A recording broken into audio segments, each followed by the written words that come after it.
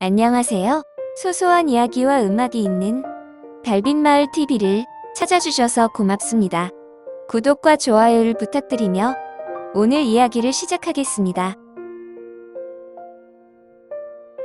왕의 그늘에서 잠시 피었다 시들어버린 젊은 후궁들이 비구니가 되어 모여 살았던 조선 초기의 절, 정업원을 아십니까? 정업원은 조선 왕조와 인연이 많은 절이지요. 원래 정업원은 고려시대 개경에서 창건된 절이었는데 조선의 개국과 함께 한양도성 안으로 옮겨왔습니다. 장소는 창경궁의 서쪽, 지금의 중앙중학교 자리로 추정하고 있지요. 조선시대에는 왕의 정식 배우자를 왕비라고 호칭했지요. 중국처럼 황제 체제에서는 황제의 부인을 황후라 불렀는데 제후국을 자처한 조선은 왕비라고 했습니다. 물론 대한제국 이후에는 황후라고 불렀지만 왕에게는 후궁이라는 배우자들도 있었습니다. 이 후궁들은 공식적으로 내명부의 직첩을 받고 왕을 모시는 여인들. 조선시대 내명부의 훈계와 명칭을 보면 정의품긴, 종의품휘인, 정의품소애, 종의품수계, 정삼품소영, 종삼품수경, 정사품소원, 종사품수관.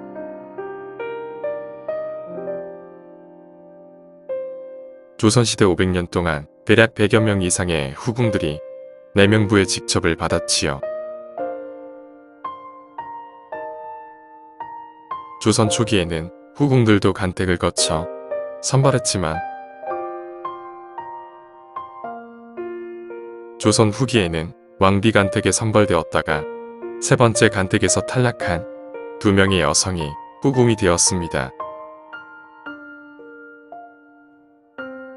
그 밖에 왕의 눈에 든 궁녀 중에서 졸지에 후궁이 되는 경우도 있었지요. 보통 왕의 아들이나 딸을 낳은 후궁들은 내명부의 직첩을 받습니다. 그래서 왕의 총애를 받아 권세를 뒤흔들던 후궁들도 적지 않았지요.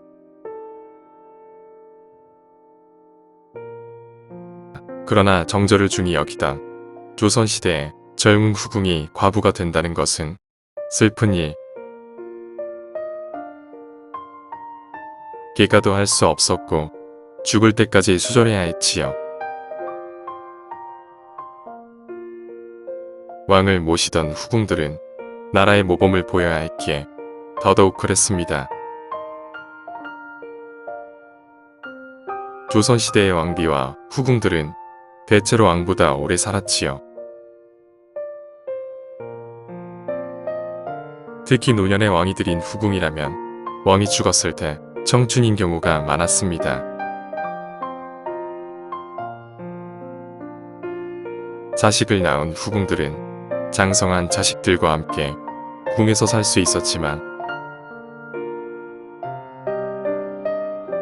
문제는 자식도 없이 졸지에 과부가 된 후궁들.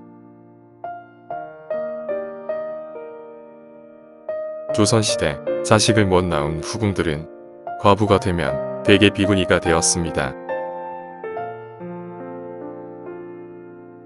조선 초기 과부가 된 후궁들이 머리를 깎고 모여 살던 절이 바로 정업원이지요.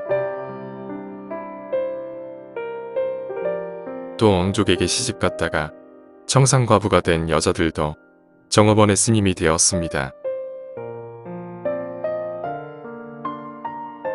조선시대 정업원의 최초 주지는 공민왕의 비였던 안씨. 그녀는 고려 말의 대비로서 고려 왕실을 대표하던 여성이지요. 태조 이성계는 형식적으로 공양왕의 양위를 받아 왕위에 올랐는데 공양왕에게 양위하게 하고 이성계를 왕으로 봉한다는 명령을 한 사람이 바로 대비안 씨였습니다. 현실에 밀려 나라를 이 씨에게 넘겼지만 공민왕의 비 안 씨에게는 회한이었지요. 이에 안 씨가 택한 길은 머리를 깎고 스님이 되는 일. 태조 이성계는 안 씨가 스님이 되자 정업원의 주지로 삼아 도성 내에서 거주할 수 있게 했습니다. 그리고 토지와 노비들도 내려주었지요. 공민왕의 비 안 씨의 뒤를 이어 정업원의 주지가 된 사람은 왕세자 방석의 부인 심씨.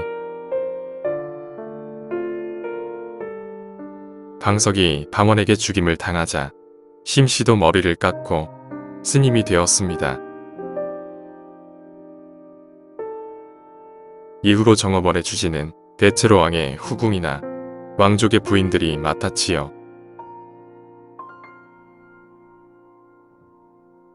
그러나 유교를 국가이념으로 하는 조선의 도성 안에 여승방이 있다는 사실을 유학자들이 용납하지 않았습니다.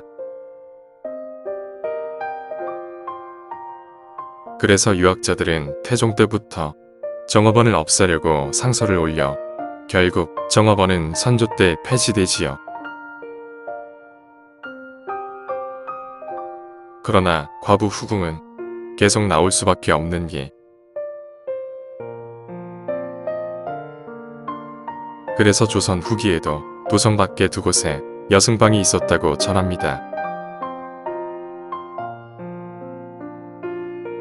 왕의 그늘에서 잠시 피었다 시들어버린 후궁들. 특히 자식도 없이 졸지에 과부가 된 후궁의 말년은 쓸쓸하기 그지없었지요.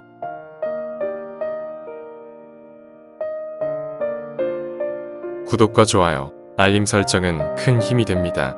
꾹 눌러주고 가세요. 더 좋은 영상으로 찾아뵙겠습니다. 감사합니다.